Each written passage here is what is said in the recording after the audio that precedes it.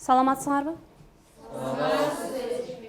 Көкөт эңир таңынан адамзаттын дөлөтүнө буйруган адам деген түп сөзүнөн элимдин кыргыз тили айаламга жаңырган. Атак даңкың айаламга жаралган, кыргызымдын керегине жаралган. Чыңгыз ата атыңды мен укканда, мен да ушундай болсомго деп самагам.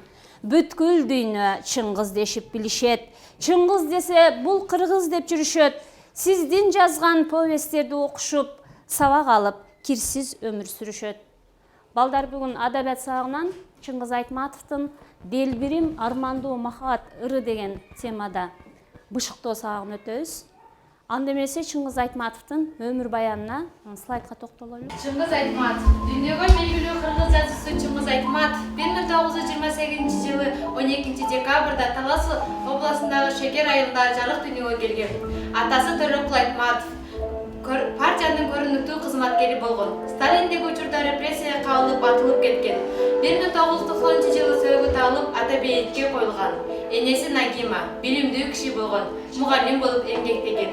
Алгач жаш кезинде Чыңгыз Айтматов орусча, кыргызча билим алган. Алгачкы Жамбылдагы зоотехникумда окуп, кийин Фрунзедеги айыл чарба институтуна тапшырган. Кесиби боюнча зоотехник. Чыңгыз Айтматовдун адабиятка болгон кызыгуусу студент кезинде эле баштаган. 1952 жылдан баштап Чыңгыз Айтматов көрүнүктүү чыгармаларды жаза баштаган. Чыңгыз Айтматов бир эле кыргыз элине эмес, бүткүл дүйнө жүзүнө таанылып, бардык чыгармалары чет тилдерге которулуп, бир нече окурмандарды өзүнө тарткан.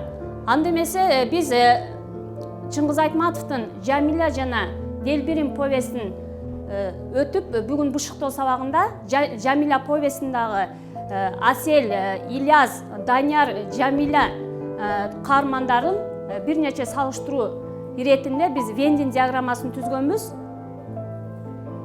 Повестте Жамиля согуш мезгилиндеги чыгарма. Башка тилдерге которулуп Францияда 3 жолу басылып чыккан. Делбирим повести согуштан кийинки чыгарма. Үлгү алуучу, кайгылуу. Жамиля повести менен Делбирим повестинин окшоштуктары. Авторлору эки чыгарманы тең Чыңгыз Айтматов жазган. Махабатты даңазалаган, даңазалуу өйдө болду жаңылыштар бул чыгармаларда камтылган. Данияр менен Ильяс. Данияр эмгекчил, түнт, ички дүйнөсү таза, адамгерчиликтүү, басмыт, терең адам, кубаты мол адам. Ильяс өжөр, чечкинсиз, шайыр, сабырсыз, шашма, эр жүрөк, кайраттуу адам болгон. Данияр менен Ильястын окшоштуктары: келишимдүү, эки каарман тең эмгекчил, кайраттуу болушкан.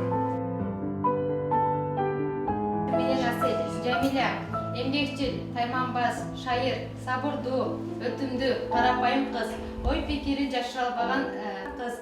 Асел чыдамкай, токтоо, тарынчак, чечкиндүү, кыялкеч, боорукер.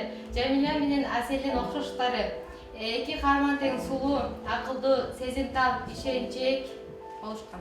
Делбирим чыгармасында эң башкы каарман Ильяс, анда эмесе Ильястын ыр түрүндөгү монологун айтып беребиз. Алем кармап, өткөн күндү эскерип, кагаз алдым калбасын деп тепселип, бир мертебе келип кеткен махабат болуп калсын урпактарга эстелик. Токто бир күн зил машинам бузулуп, түбүн чугуп, оңдоп жаткан буулугуп, кемпир эмес өтүк кийген кыз турат, карай салсам какшы кылып бурулуп. Ошол күндөр жүрөгүмдө уялап, оргуштаган сезимдерин кубалап, самат аттуу уулду болуп тоолорго сүйүнчүлөп бардым сайлап кыялап. Бактылуу элем жүрөктөрдө байталгыз, бардык нерсе көрүнчү эле картайгыз. Бирок чиркин билбептермен ошондо, бакыт кушун конгондугун айтабыз. Бардыгына долгон болду себепчи, баштаганда күчөткөн да себепти, бөлүндүрүп турмушума бут тоскон. биле албадым же көктүгүм себепи. Азаматтар балдар, мына балдар Ильяздын өз тагдырын өз өзүнөн уктуңар. Анда эмесе силерге суроо, мен үйгө тапшырма бергенмин, эссе жазып келесиңер деп. Ильяздын тагдырына кандай көз караштасыңар деген эссе жазып келгиле дегем. Кана? Ким окуп берет эссесин? Мырзайым.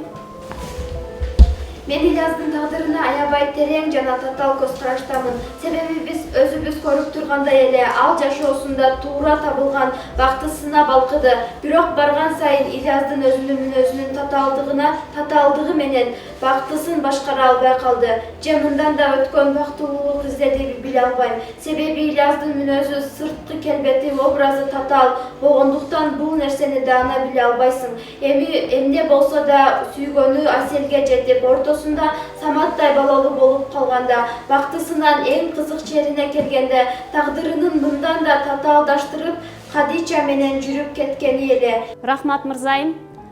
Анда эмесе биз бүгүн Делбирим чыгармасын өткөндө сөзсүз Ильяздын ырын ырдабасак болбойт. Анда эмесе Наргизанын аткаруусунда Ильяздын ыры. Мен көлгө жалгыз келип байыр алдым, тургуздум махабаттын пайды балын, жаштыгым татаал жолдон жаңылышып, долондон канатымды кайрып алдым, жаштыгым татаал жолдон жаңылышып, долондон канатымды кайрып алдым. Балдар, анда эмесе доскага көңүл бурабыз. Ильястын образы мени туура жашоого, өз бактымды акыр аягына чейин жашоого үйрөттү деген Вьетнам солдаты Ган Ханын ой толгосу калган экен. Демек балдар, чыгарма эмнеге үйрөтүп атат бизди? Бул чыгарма бизди жакшы жашоого жана дагы алдыга умтулууга, өзүнүн келечегин кандай курса, өзүнүн келечегине тың болуп, жакшы туура багытта жүрүүгө үндөйт. Бул чыгарма мен оюм боюнча бул биздин өзүбүздүн бактыбызга жеткенде ал бактыбызды таштап кетпестен акыр аягына чейин туура жашап кетүүгө үйрөттү. Демек балдар, бул чыгарма адамдын өзүнө өзү жана турмушка ишенүүсүн бекемдеп атат. Анда эмесе үйгө тапшырма Делбирим поэзияда, Делбирим кыл калемде, же болбосо кроссворд грамматикалык оюн түзүп келгиле.